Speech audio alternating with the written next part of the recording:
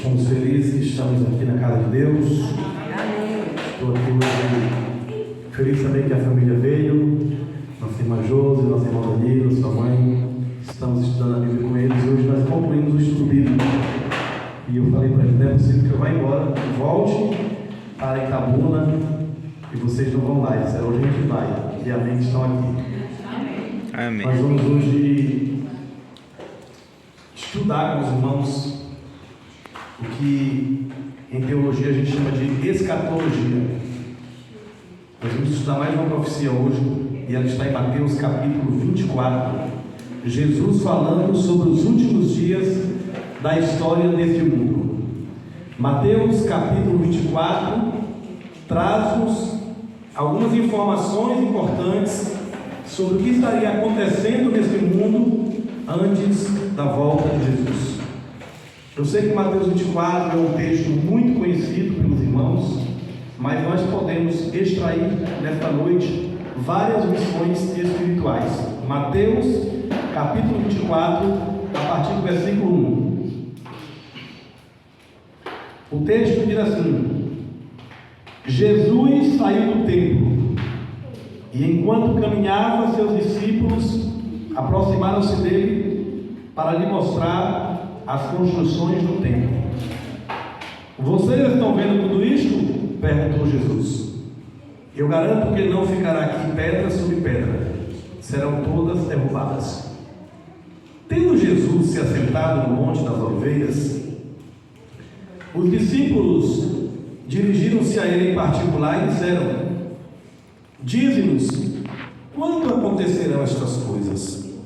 E que sinal haverá da tua vinda e do fim dos tempos? Como disse, aqui nós estamos diante do templo, aquele grande templo, templo magnífico que tinha ali em Jerusalém. Esse templo ele foi destruído no ano 70 pelos romanos, pelo general Tito Vespasiano. E Jesus, sabendo desse feito, sabendo que o templo seria destruído, e vendo os discípulos ali admirando aquele templo, Jesus disse: vocês não estão vendo toda essa estrutura? Não ficará aqui pedra sobre pedra que não seja derribada. Estranho, né? Um templo daquele, uma maravilha daquela, ser derribada. E os discípulos ficaram abismados. Os discípulos ficaram sem entender, mas como esse templo pode ser derribado? Como isso pode acontecer? E eles continuaram. A Bíblia diz que Jesus tinha saído do templo, eles caminhavam. E agora no versículo 3 diz que Jesus está no Monte das Oliveiras. E aqueles homens ainda com aquela pergunta que talvez deu a paz daqueles discípulos naquele dia. Eles chegam para Jesus e faz para Jesus 3 perguntas. E essas 3 perguntas nós precisamos entendê-las nesta noite, até para a gente não pregar algumas heresias, até para a gente não falar algumas besteiras no púlpito, querendo fundamentar em Mateus 24, como por exemplo falar que existe um arrebatamento secreto, quando a própria Bíblia diz que todo olho verá. E aí Jesus agora, ouvindo aqueles homens, eles dizem: dize-nos, quando sucederão estas coisas? Primeira pergunta: quando sucederão estas coisas? Segunda pergunta: que sinal haverá da tua vida? E terceira pergunta: que sinal haverá da tua vida? E que sinal virá do fim dos tempos? Essas 2 perguntas, elas estão interligadas. Falar dos acontecimentos, perguntar para Jesus qual seria, ou quais seriam os acontecimentos da vinda e do fim dos tempos, nós temos aqui a mesma pergunta.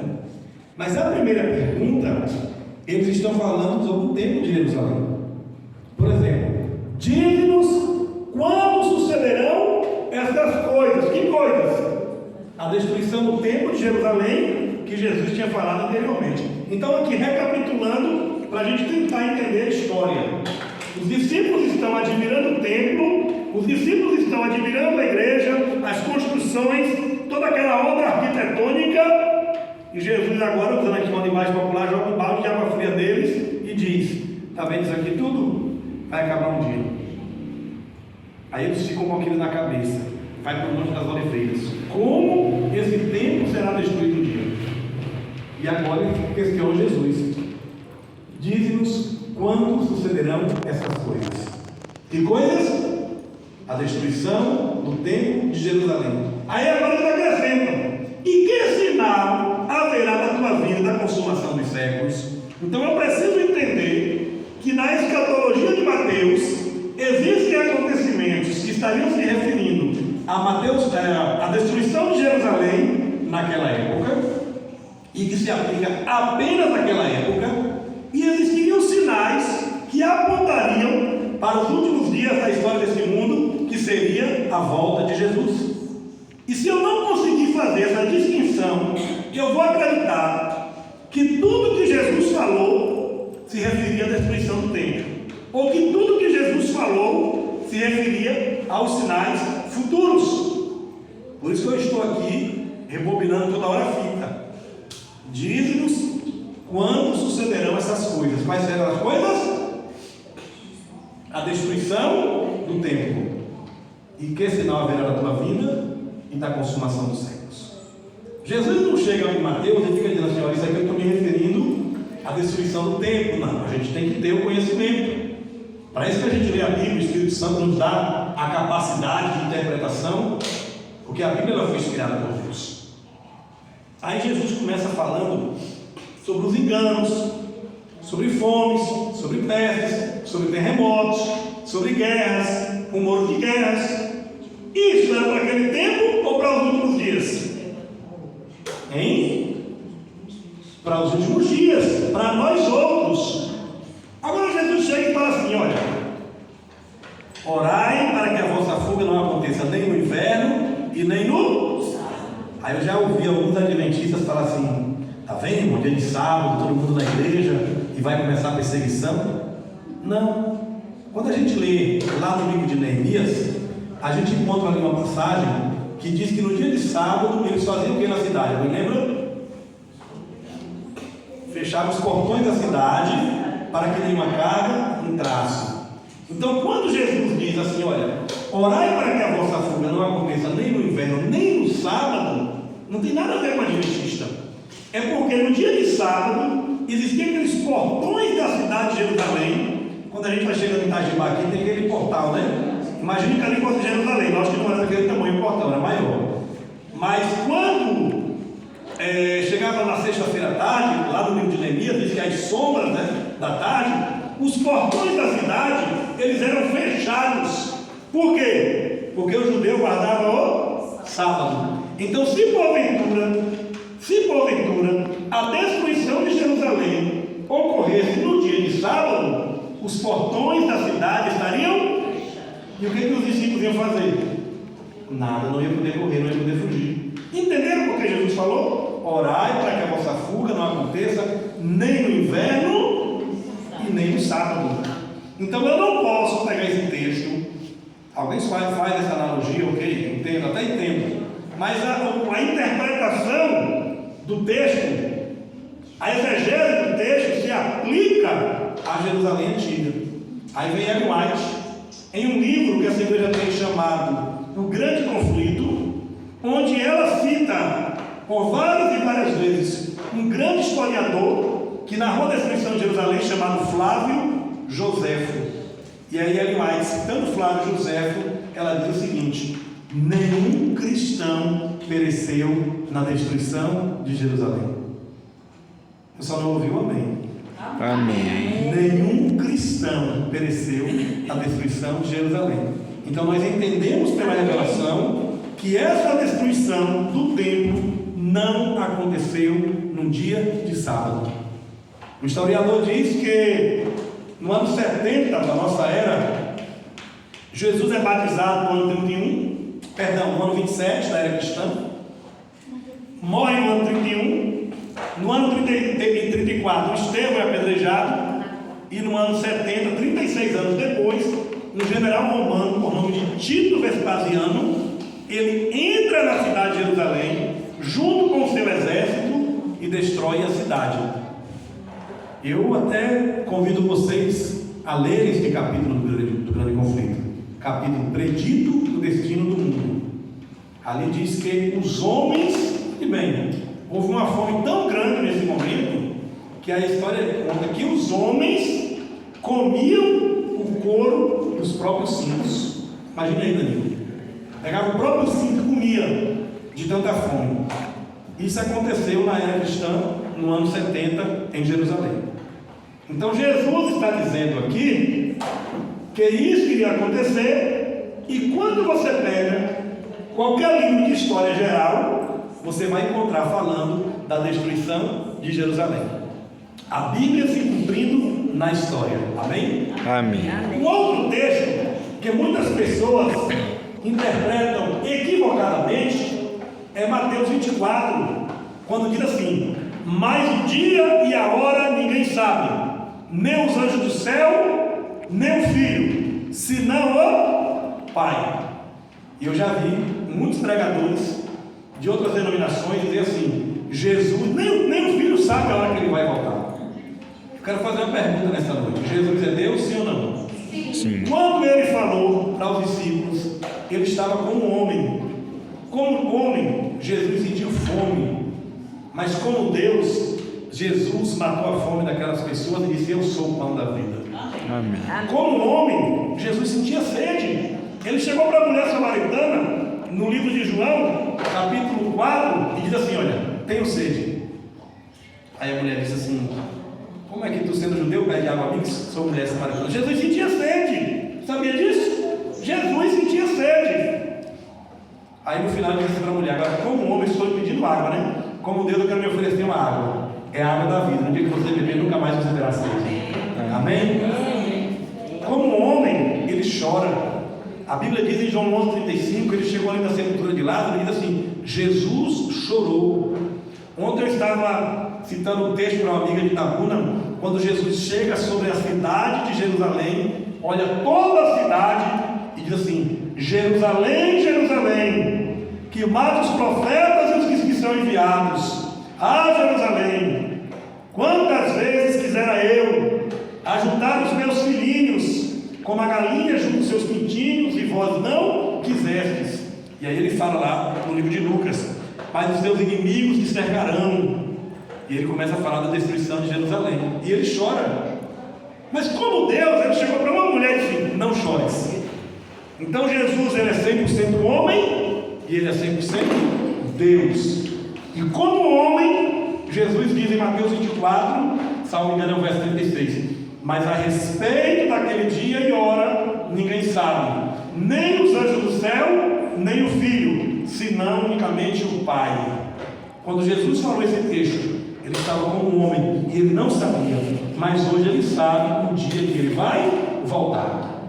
Lá em João 20, quando ele ressuscita, que Tomé o encontra, e aí Tomé duvida, ele manda Tomé tocar em suas mãos. Ele chega para Tomé: toca nas minhas mãos, Tomé. E aí Tomé diz assim: meu Senhor e meu Deus. Tomé o chama de Deus. E se ele é Deus, eu não posso dizer então que Jesus não sabe o dia que ele vai voltar, porque eu estaria limitando o poder de Deus. Um outro texto que algumas pessoas aqui, alguns teólogos deturpam, é quando diz assim: olha, dois estarão no campo, um será levado e o outro será deixado. Eu já vi muitos pregadores dizerem que esse texto está falando de arrebatamento secreto. Mas como é que vai haver um arrebatamento secreto se a Bíblia diz assim, Apocalipse 1,7: eis que vem com as nuvens, todo olho verá, até quantos o traspassaram. E aqui eu abro aqui um parêntese: a igreja crê que haverá uma ressurreição especial. Eu falei ontem sobre o milênio e falei que haverá a primeira ressurreição, que é a dos justos, Apocalipse capítulo 20, versículo 5, 6 em diante. Falei que haverá a ressurreição dos ímpios, que é depois de 1000 anos. Então nós pregamos duas ressurreições. 1 Tessalonicenses 4, 16 e 17 diz que quando ele voltar, os mortos em Cristo ressuscitarão primeiro. Apocalipse capítulo 20 diz o quê? Os restantes dos mortos não reviveram até que se completasse os 1000 anos. Mas nós, adventistas do sétimo dia, cremos em uma ressurreição especial. E que ressurreição é essa? Talvez você nunca tenha ouvido falar. Quando Jesus estava sendo ali julgado, disseram: tu és o Filho de Deus, você... Aí ele falou assim: verão o Filho do Homem vindo sobre as nuvens do céu. Ali era uma profecia que nós cremos que aqueles homens que crucificaram Jesus, que traspassaram Jesus com a lança, esses homens ressuscitarão por um curto período de tempo para ver Jesus voltar. Por isso que Apocalipse 1,7 diz assim: eis que vem com as nuvens, todo olho verá, até mesmo que os traspassaram com a lança. Mas se os mortos, os ímpios só ressuscitam 1000 anos, por que então eles vão ver Jesus? Porque nós temos essa ressurreição, chamada de ressurreição parcial. E a gente fundamenta também lá em Daniel capítulo 12, que diz que muitos dos que dormem no pó ressuscitarão, uns para a vida eterna e outros para a vergonha e horror eterno. Então nós adventistas, você que está assistindo esse vídeo, cremos na ressurreição também parcial, que é uma ressurreição por um período de tempo. Então todos verão Jesus voltar. Só que tem um detalhe: quando Jesus diz aqui, 2 estarão no campo, um será levado e o outro será deixado, ele está fazendo na narrativa bíblica, contando para os discípulos o que aconteceria com a destruição de Jerusalém, porque muitos foram levados. Então, naquele momento, alguns seriam levados e outros deixados. Então, aqui não está falando, até porque o contexto bíblico aqui não é a ressurreição. Mas algumas pessoas pegam esse texto para dizer que existe arrebatamento secreto e não tem base bíblica. Então, nós temos que ter esse cuidado ao ler Mateus 24 e saber o que Jesus estava falando para aquela época e o que Jesus falou para os últimos dias da história deste mundo. Então nós temos aqui, falando, como disse, guerras, rumores de guerras. Ele vai citar aqui também a abominação desoladora, ou em outras traduções, o abominável da desolação, que Daniel fala sobre isso, salvo engano, 2 ou 3 vezes no livro dele. Ele nos remete ao livro de Daniel. Ele fala assim: quando, pois, viste falar da abominação da desolação assoladora, de que falou o profeta Daniel. Ele cita Daniel. Daniel já tinha falado desse acontecimento. Daniel já tinha citado a destruição também de Jerusalém. E Jesus cita o livro de Daniel. Então eu tenho que ter esse cuidado, repito, em saber o que servia para aquela época e o que serve para nós outros. Mas ele vai falar, por exemplo, de guerras. Nós tivemos no mundo 2 grandes guerras mundiais. A primeira de 1914 até 1918. A segunda começou em 1939 até 1945. Atualmente está havendo uma guerra entre a Ucrânia e a Rússia. E o que a gente mais ouve falar é de guerra. E isso está em Mateus 24. Jesus falou das epidemias. E qual é a diferença de epidemia para pandemia? A epidemia é local, a pandemia é mundial. Nós estamos agora saindo de uma pandemia. Jesus falou sobre isso. Jesus falou sobre a fome. Grandes políticos, celebridades internacionais fazem campanha contra a fome. Então nós temos falando de fome, pestes. O que são as pestes? Tantas doenças que têm aparecido e que a ciência não consegue uma cura, não consegue descobrir. É vírus, é a doença do macaco, é a doença de não sei de onde.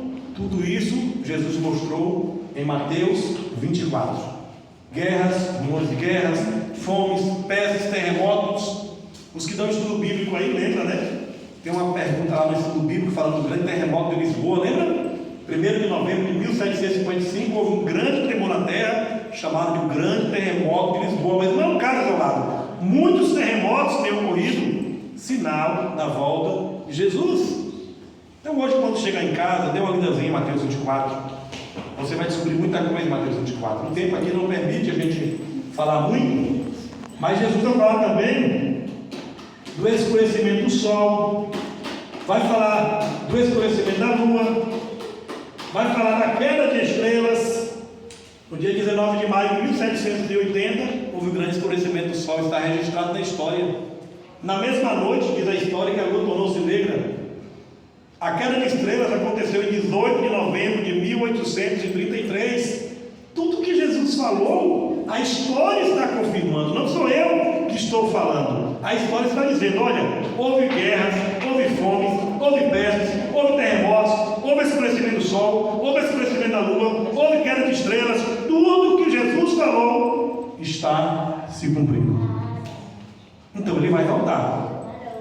Mesmo de forma indireta, a ciência está comprovando isso, porque a ciência, junto com a história, comprova o que eu estou falando aqui nessa noite. Aí continua o texto de Mateus 24, e quando nós chegamos no versículo 14, Mateus 24, versículo 14, está escrito assim, olha: e este evangelho, aqui eu tenho um pronome demonstrativo, este, não é qualquer evangelho. Porque hoje, se chegar aqui um carro no sul da cidade e dizendo assim: veio o irmão lá de Itabuna, que ele vai entregar um bocado de profecia, vai ter cadeirante lá saindo em cima de cadeira, e o irmão, ele revela a vida do irmão, vai ter que colocar um telão aí fora, que é assim que está funcionando agora. Quando fala que tem revelação, profecia, aí a igreja enche, o povo vem. Aí Jesus fala assim, ó: e este evangelho, que evangelho? O do primeiro de Apocalipse 14, o evangelho eterno, é a mensagem do primeiro anjo. É o evangelho verdadeiro, é o evangelho da cruz, da renúncia, da decisão. É o evangelho que não deixa você em cima do muro. Esse evangelho do reino será pregado em todo o mundo. Não é qualquer evangelho. Evangelho você vai ter em cada esquina aí um tipo de evangelho. Todo mundo está usando o nome de Deus. Mas ele fala assim, ó: e esse evangelho do reino será pregado em todo o mundo, em testemunho a todas as nações, e então virá o fim. Sabe por que Jesus não voltou ainda? Porque existem algumas pessoas que ainda precisam aceitar esse evangelho. Existem algumas pessoas que ainda precisam conhecer este evangelho. Por isso que a Bíblia diz assim: e este evangelho do reino será pregado em todo o mundo, em testemunho a todas as nações, e então virá o fim. Eu folheando a Bíblia, eu descubro 2 Pedro 3, a partir do versículo 8, 9, 10 ali, que diz assim: o Senhor não retarda a sua promessa. A promessa de Mateus 24, que ele vai voltar, ele não retarda, mas ele é longânimo, não querendo que nenhum de vós se perca, mas que todos cheguem ao arrependimento. Sabe por que Jesus não voltou ainda? Ele tem misericórdia da minha vida, ele tem misericórdia da sua vida. Ele não voltou porque existem coisas em minha vida que precisam mudar. Jesus ainda não voltou porque existem coisas em sua vida que só você e ele sabem e que precisam mudar, e que se ele voltar hoje, a gente vai ficar, mesmo estando dentro da igreja. Então ele diz assim: não retarda o Senhor a sua promessa, ainda que alguns a julgam demorada. Noé passou 120 anos pregando ao povo: olha, vai haver um dilúvio, vai haver um dilúvio, mas nunca choveu na terra, vai haver um dilúvio. Cada pancada dos pregadores que Noé dava na arca era um sinal que haveria um dilúvio. E quando ele volta, quando vem o dilúvio, apenas Noé e a sua família foram salvos. João está escrevendo Apocalipse. João está com mais de 90 anos, bem velhinho, escrevendo Apocalipse. E João tem uma visão dos perdidos. E João diz assim: olha, o número dos perdidos é como a areia do mar. É mais fácil, vai ter mais perdidos do que salvos, daí entender a Bíblia.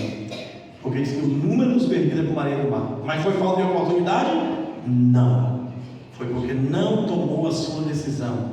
E é por isso que ele vem dando tempo, vem dizendo: filho, já chegou o seu momento, está na hora de você aceitar a minha mensagem. Não adie mais, não postergue mais, não fique deixando para amanhã, como diz o hino, né? Meu amigo, hoje não tem as escolhas. Vida ou morte, qual vai aceitar? Amanhã pode ser muito tarde. Hoje Cristo quer libertar. Eu vou encerrar agora com uma história que eu contei hoje para o nosso irmão Danilo, para a nossa amiga. Não, você não estava lá, para sua mãe. Mas eu vou contar de novo a história que eu encerro a minha fala. E é uma história muito conhecida pela igreja, que é a história daquele sábio, né?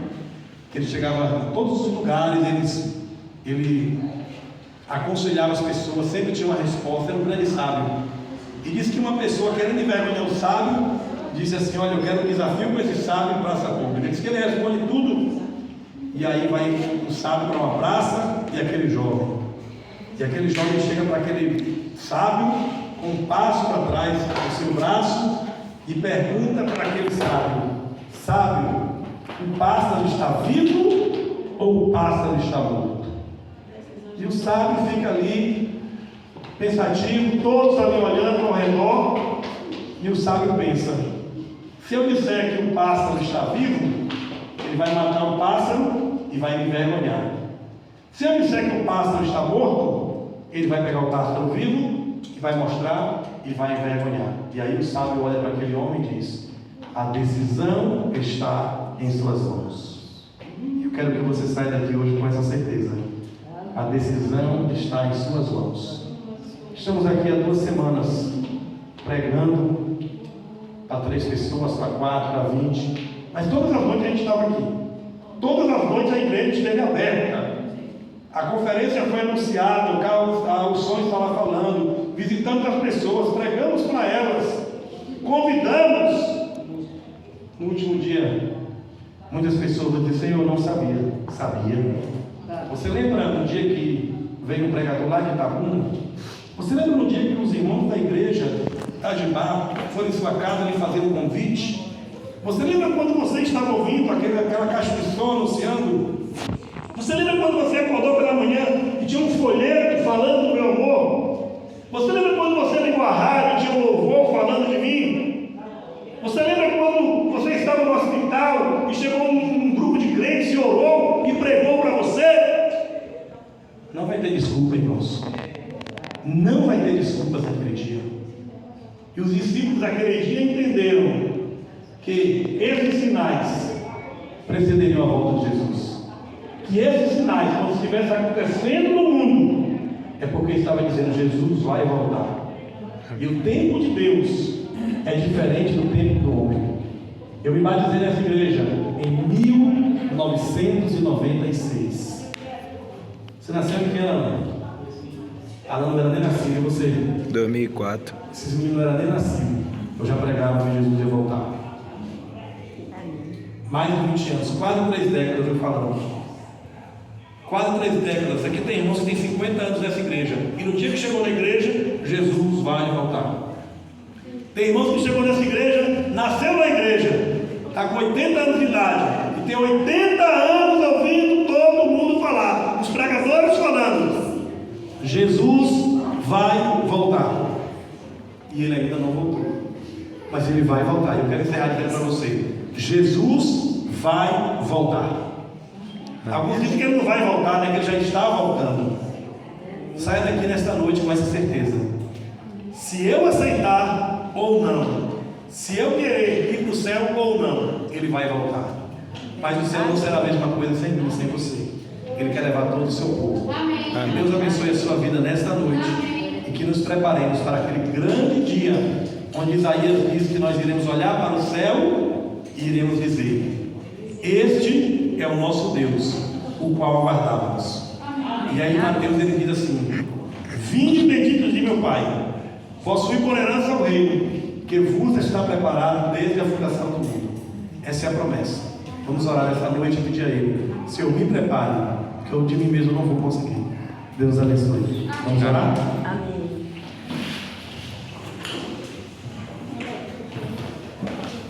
Essa é a promessa, Pai. A promessa é que em breve o Senhor irá voltar. Mas tem tantas coisas, Senhor, que nós não conseguimos nos libertar ainda. Por isso, nesta noite, eu te peço mais uma vez: não retarde sua promessa, Senhor. Eu sei que o Senhor não retarda, mas a Bíblia também diz que o Senhor é longânimo, porque o Senhor não quer que nenhum pereça, mas que todos cheguem ao arrependimento. Amém. O Senhor conhece o nosso ser, o nosso caráter, o nosso íntimo. O Senhor conhece as nossas lutas individuais, que são travadas às vezes quando a gente está deitado ali.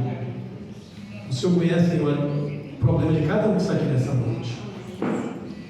Nós colocamos aqui nessa noite, Senhor, cada família representada. Amém. Nós colocamos nessa noite, Senhor, cada nome que está naquele caderno de oração. O Senhor conhece, Senhor, a luta do teu povo. Assim como Jacó, que lutou com o anjo até o amanhecer, e só lhe deixarei depois que me abençoares. que a gente também não te deixe, Senhor. Amém. Prepara a tua igreja, Senhor. Amém. Te peço pelos nossos amigos que estão aqui, o Danilo, a Josa, sua mãe, a sua filhinha, aqueles que vieram a primeira vez, aqueles que estão vindo todas as noites. Eu coloco cada um deles nas tuas mãos. Amém. E que amanhã possamos estar aqui mais uma vez, falando dos acontecimentos dos últimos dias. Nós oramos em nome de Jesus. Amém. Amém. Amém.